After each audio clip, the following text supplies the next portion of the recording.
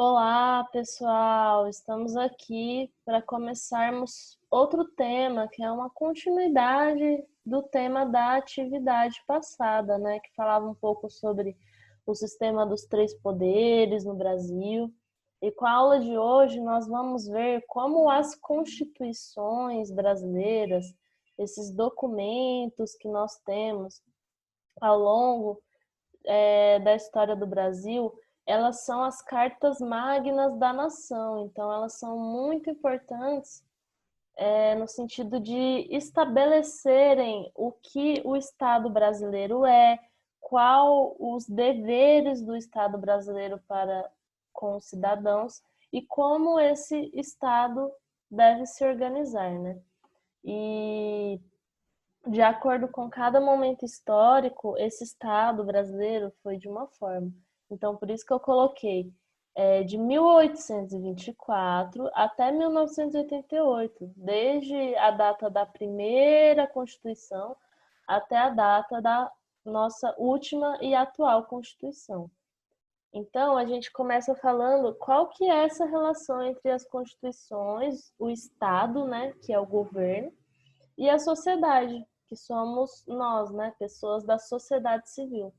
Então, traz aqui que a Constituição são como um conjunto de normas jurídicas, ou seja, de leis, que ocupam o topo da hierarquia do direito de um Estado. Então, são as leis mais importantes do país.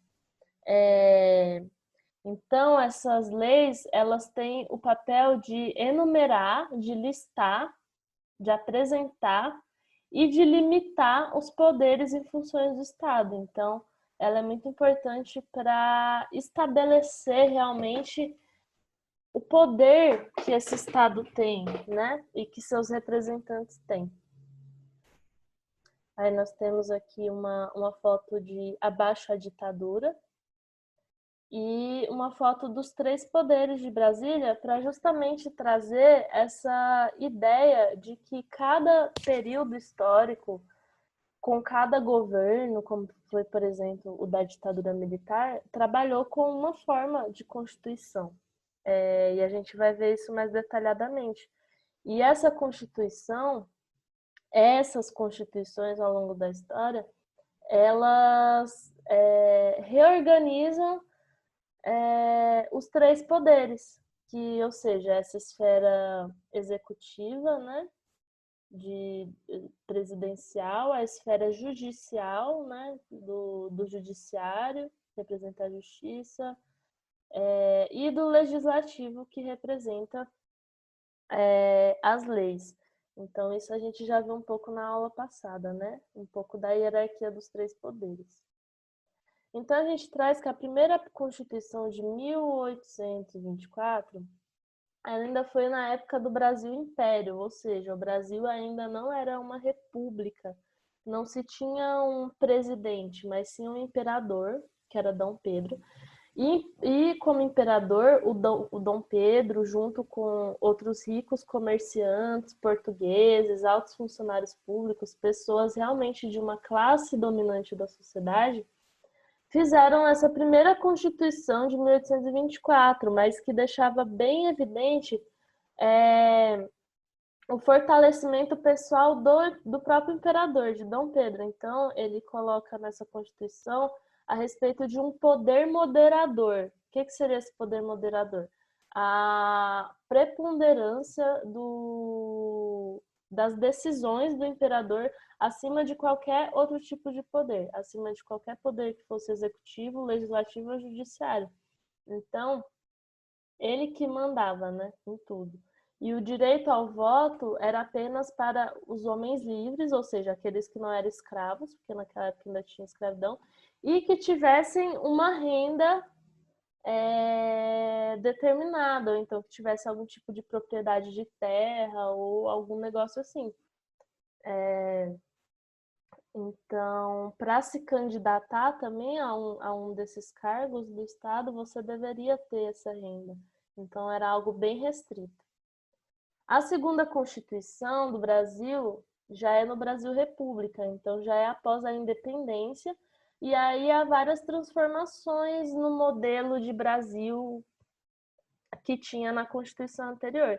Então, se estabelece um sistema de 3 poderes independentes, que é esse que a gente já conhece hoje, que é o executivo, o legislativo e o judiciário. O executivo representando o presidente, né? Quer dizer, o presidente representando o executivo, né? De executar as leis. Tem aqueles que fazem as leis e tem aqueles que julgam, né? E aí cada um desses sistemas é independente um dos outros e nenhum deve se sobressair. O sufrágio, né, significa voto, ele é ampliado, então não tem mais essa questão da renda, mas pessoas sem teto, por exemplo, não continuam sem votar. E temos que lembrar a prática do voto de cabresto. Então, muitas pessoas votavam, mas sempre associadas ao voto das pessoas proprietárias de terra. Então, se a gente for ver na República do Café com Leite, por mais que muitas pessoas humildes, né, pessoas comuns da sociedade como nós votasse, essas pessoas tinham que votar especificamente naqueles que os grandes proprietários de terra mandavam. Então, já a terceira Constituição já é na Segunda República. O que isso significa? A Segunda República, ela já traz uma ampliação desses direitos do voto. Então, o voto obrigatório secreto é a partir dos 18 anos. As mulheres começam a votar a partir desse período. Mas essa proibição ao voto dos mendigos, né, dos moradores de rua, né, pessoas sem teto e os analfabetos, continua. E aí a criação da justiça eleitoral, justiça do trabalho, criação das leis trabalhistas, tudo isso dentro da Constituição. E são tudo coisas que a gente vê que funcionam até hoje.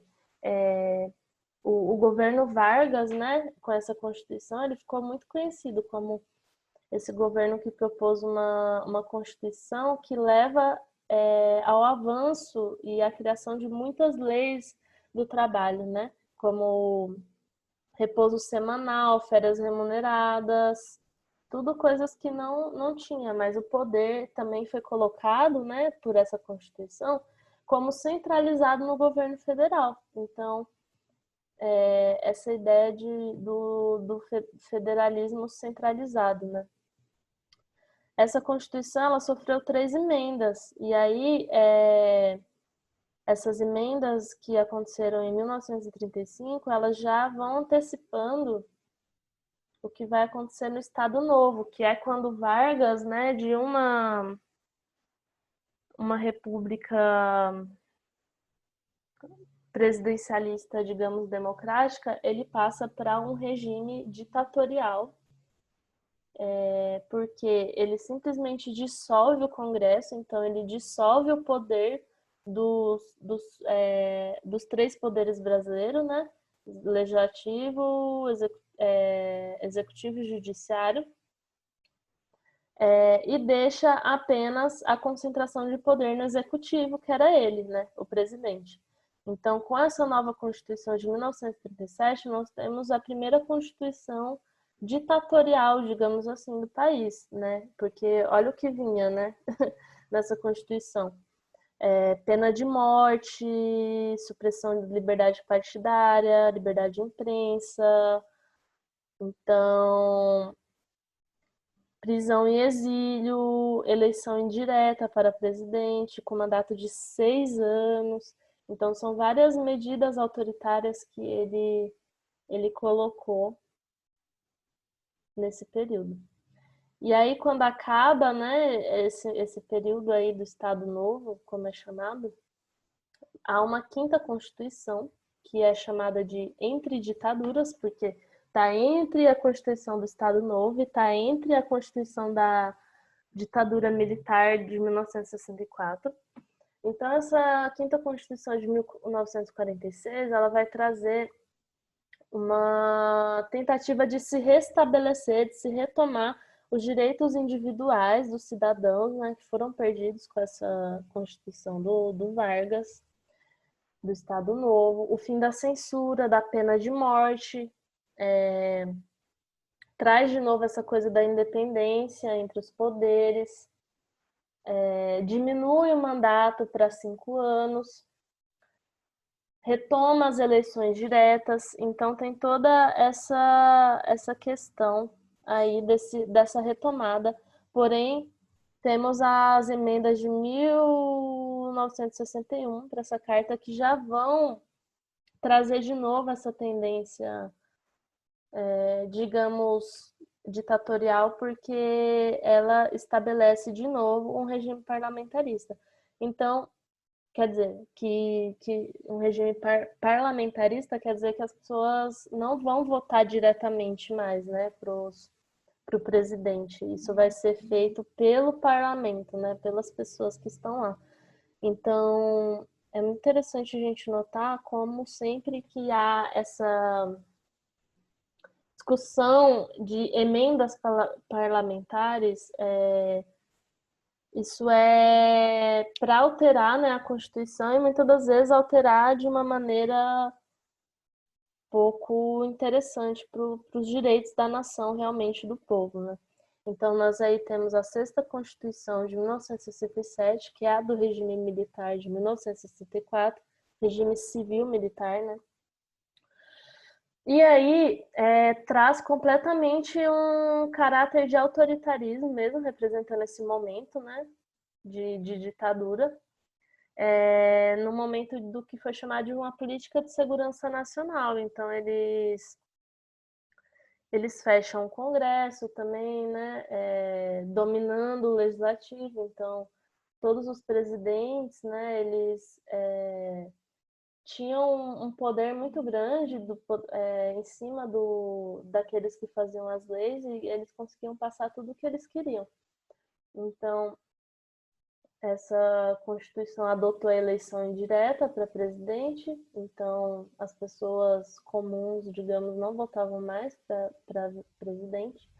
E aí, depois disso, né, foram colocadas várias emendas, né, como a gente estava falando já, foram conhecidos como atos institucionais. Então, acho que vocês já devem ter ouvido falar do AI-5, por exemplo,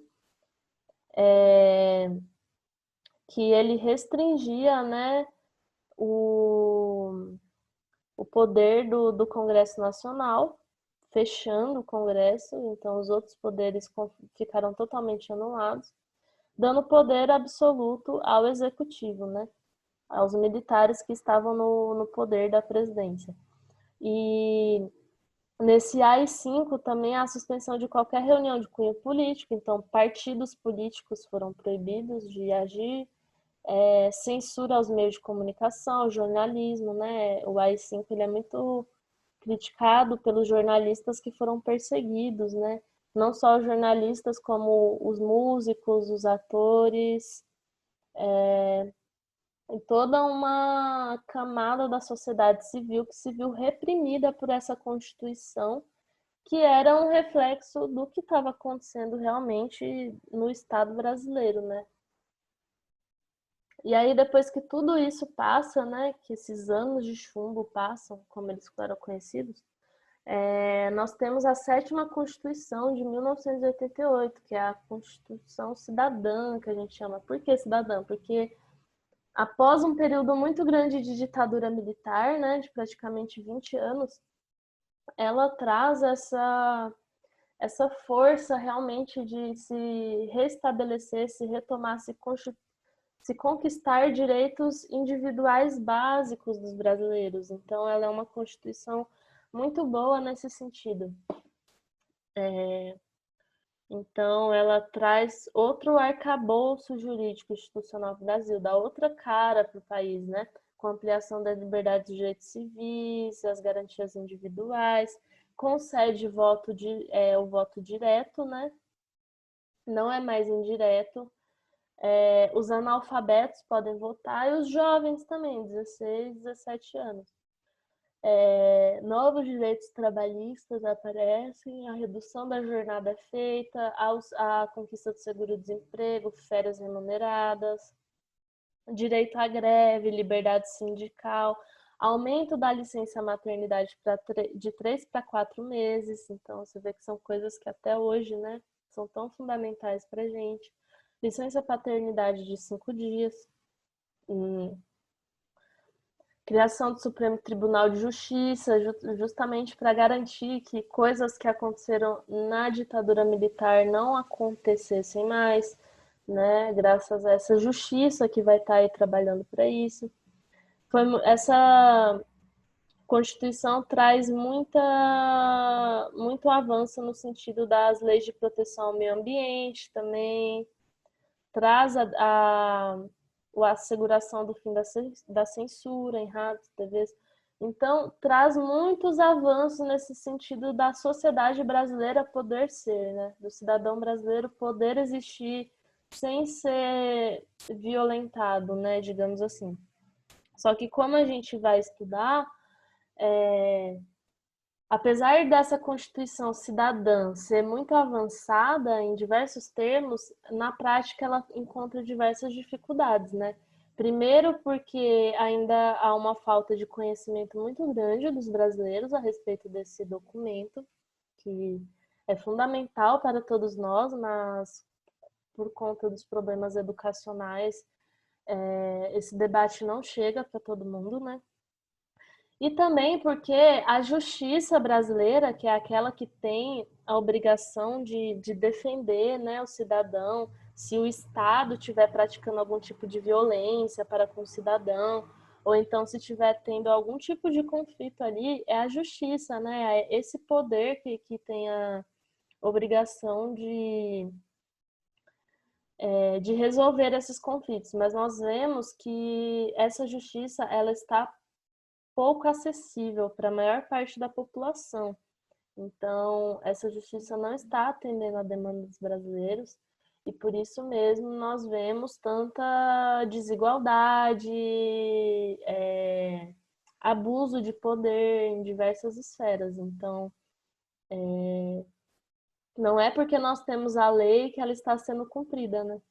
Inclusive no sentido das leis de proteção ao meio ambiente, ou então coisas básicas como moradia, saúde e educação, que estão previstas na Constituição para todos os cidadãos, só que na prática isso não está acontecendo da maneira como deveria, né, acontecer. Digamos, esses direitos cidadãos estão restringidos a apenas uma camada da população que tem dinheiro, né, que tem propriedade, que tem renda. E aí meio que está reproduzindo aquele modelo das primeiras constituições que existiram, né? De que quem só tinha voz é quem era proprietário de terra ou de algum outro bem, né? De algum outro patrimônio. Então nós temos esses desafios, né? Enquanto cidadãos brasileiros para viver em um outro momento mais propício, né? Para sermos cidadãos. Então é isso que eu gostaria de trazer nessa aula sobre constituições, um pouquinho, né, sobre essas 7 constituições que o Brasil já teve. E é isso. Bons estudos a todos nós.